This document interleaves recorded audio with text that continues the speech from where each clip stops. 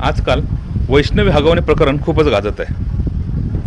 हत्या की आत्महत्या, कोण चूक कोण बरोबर, कोण फसलं कोणी फसवलं, या सगळ्या गोष्टी सध्या तर नगण्यच आहेत. कारण ही गोष्ट न्यायालयात चालू आहे आणि योग्य न्यायनिवाडा होईल हे नक्कीच.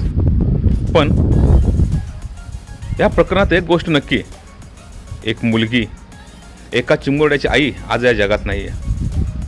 हे प्रकरण गाजण्यामागं कारणही तेच असेल. कारण आपल्या देशामध्ये जिवंतपणीपेक्षा मृत्यूनंतर जास्त वाचलं जातं, जास्त ऐकलं जातं, जास्त सपोर्ट केला जातो. त्यामुळे अनेक लोकांना जगण्यापेक्षा मृत्यूच जवळचा वाटतो.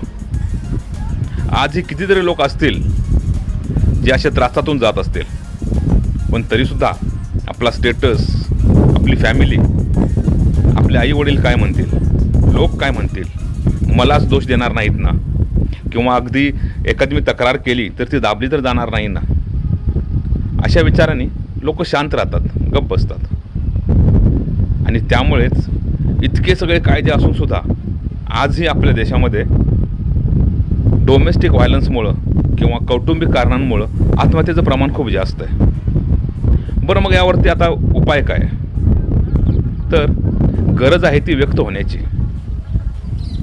आपल्या आयुष्यामध्ये काय मांडून ठेवलं आहे हे समजून घेण्याची.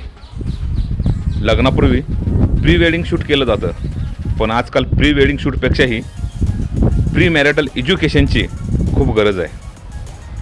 लग्न हे लव्ह मॅरेज असो किंवा अरेंज मॅरेज, लव, रिस्पेक्ट, केअर या गोष्टी हॅप्पी मॅरिड लाईफसाठी खूप गरजेच्या आहेत. आणि ही गोष्ट माहीत असणं हेच या हॅप्पी मॅरिड लाईफचा एक पाया आहे असं मला वाटतं.